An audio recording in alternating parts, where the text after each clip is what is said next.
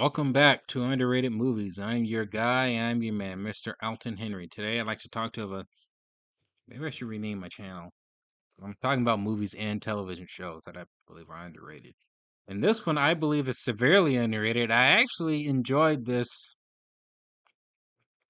a lot more than a good chunk of the Marvel movies. And the show I'm talking about is Agents of S.H.I.E.L.D. Starring Clark Craig, Ming Na Wen, Brent Dalton, Chloe Bennett, Ian D. Pace Tecker, Elizabeth Hinstred, and there's quite a few others. I think there's one of the chicks that are in there is actually from the first John Wick movie. Was it from the first one? I think it's from the first one, something like that.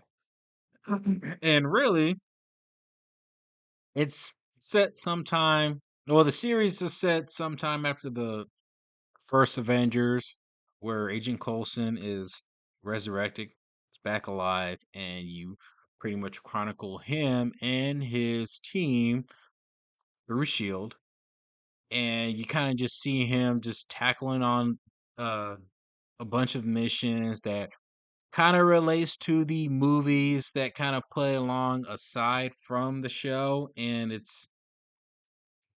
actually gets really interesting. It's a show that I don't think you really need to. Well, you actually kind of do. You kind of need to watch some of the movies to kind of get some of the references that they are uh, current that they're bringing up within the show to kind of get in to the story. But I don't feel like it's a necessity. Um, I do believe there are some very good uh character development, and I really believe that a lot of the characters are actually really likable. Like uh, Ming Na Wen. I think this is actually the first time I've seen her do any live action series. And I remember, dang, 2013. Wow, you know what? Okay, back to memory lane. I remember I was in Regal, and I remember the trailers would pop up onto the screen on the Regal screen, and they would just promote the show heavily. And then you have Colson's line saying "Don't touch the Lola" or the the car. And man, like I ain't gonna lie, it got me interested. Although that's what I'm talking about. I really love the character developments here. I really love that how each character has their own arc and it has their own flaws. They kind of bounce back throughout the duration of each season. But I can tell you, at least for me, I think there's like 7 seasons. The longer the series went on, I do feel like the more it felt a little bit lackluster because I think it had to do with trying to tie in, I think, too closely with the show. Well, actually, it deviated quite a bit within the middle of the seasons. I think, at least from seasons uh 3 to, how many seasons are there? Like 7. I think 3 to 4. No, 3 to 6. I think they deviated quite a bit from the show and they kind of did their own thing, which I was fine, which I kind of like because you didn't really need to try to tie in everything, otherwise you would, again, what's happening with the MCU, you kind of have to watch everything to kind of be included in onto who's who and why that character has a purpose within the show or the movie. And I guess there are characters from the comics, Quake, played by Chloe Bennett, who's actually really good in here. Uh, she's she's great. She's great. Her character is just amazing. I love the buildup of her character where she's just like a hacker, where she hacks into Shield, and then she gets recruited. She gets recruited, and it slowly kind of develops this friendship, this companionship with the team. And I love it that they've slowly built up her character as like she's like a mutant and she is able to have these powers of well, not necessarily creating earthquakes, but to send shockwaves to to her enemies and just like blows them up, which is pretty cool. I remember that episode when they revealed it where her character was about to die and she like freezes up in like some sort of like rock. I think they were after some sort of jewel. Um and then suddenly she breaks out wondering how is it possible that I have powers, and I just love that reveal and twist. I think it was a reveal from the last episode of no, it was a reveal the last episode of the I think second season, or I think it was mid season finale. Yeah. I really was invested in a lot of these characters. I really did.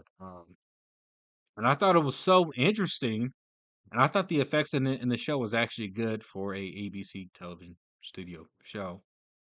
I actually found it more engaging than the movies. I'm serious, guys. I'm not saying. Well, I am saying this show is actually better than some of the movies because I think a lot of it was very um well written, and there was more. It was more interesting. I love the twist that kind of goes on in some of the episodes. I love some of the um unique um plot development for a lot of them.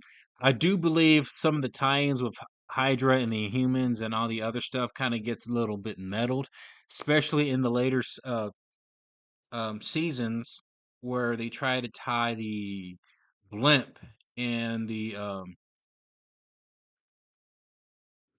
and then when they had to go in space and then all the other Avengers are in space, like with the Guardians of the Galaxy and all that, that was that to me the later seasons got a little bit flunky, and it felt incoherent, like it felt very jumbled and messy.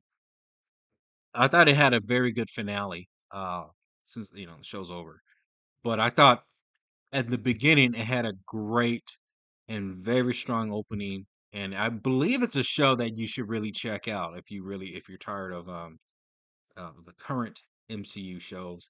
I do recommend check this show out because I really loved it. It's actually one of my favorite TV shows. And I really got into it. Like it's rare for a show, at least for me. It's rare that I would like be heavily invested in the show, and it like keeps me curious of what's gonna happen next. Like it really did do that well. There is one thing I would like to bring up, and I forgot that actor's name. He played Ghost Rider in this show. I thought he was the best addition, and I wish I saw the guy more. His name Diego, he was the villain in Terminator, Dark Fate. He was in The Last of Us as Joel's brother. I'm sure you guys know which actor I'm talking about. I thought him portraying Ghost Rider, but I think it's a different kind of Ghost Rider, not the comic book accurate one. I don't think so. I thought his performance as that character was so memorable. He's only in it for like half the season, and then they switch it to a different story. I wish I saw that character more because I thought he stole the show in every episode that he was in, and I would love to see him to return as the character again and have his own movie or spinoff. But maybe have him as the actual character of Ghost Rider. I wish that they would do that. Because I thought he was great. I thought he was phenomenal. Aside all that, I do again believe that the later seasons are weaker than the earlier seasons, but I thought this is one of the best additions to the MCU. I had a great time watching Agents of Shield. It's currently available on Disney Plus. Disney is ABC television. They own it. So, yeah, if none of you guys actually really took the time to watch Agents of Shield, I would really um, you know, consider making the time to check it out. I mean, especially if you try to avoid, I guess, wokeness. Check out Agents of Shield. I really believe you'll like it. Now, what I do wish though that they did it in the first season, and then later on they slowly deviated away where they don't, and maybe it was just too expensive of getting the actors, the Avengers, and have them appear every now and then throughout the show. Uh, that doesn't happen. They made it the first two seasons, yeah. Nick Fury, Samuel L. Jackson makes a appearance, and I remember a TV spot when they advertised him in he was going to make an appearance as Nick Fury in the final episode of the first season. And then one of the I don't remember the actress's name, but she was one of Thor's friends. If you guys know what I'm talking about. She appears, I think, in the second season. But I wish they showed more of I wish there was more cameos from all these other um superheroes. Unfortunately, it wasn't like later on, like I said, they deviated a little bit from trying to connect or trying to stay parallel with the movies, but then later on they do try to reverse the course and try to fix that.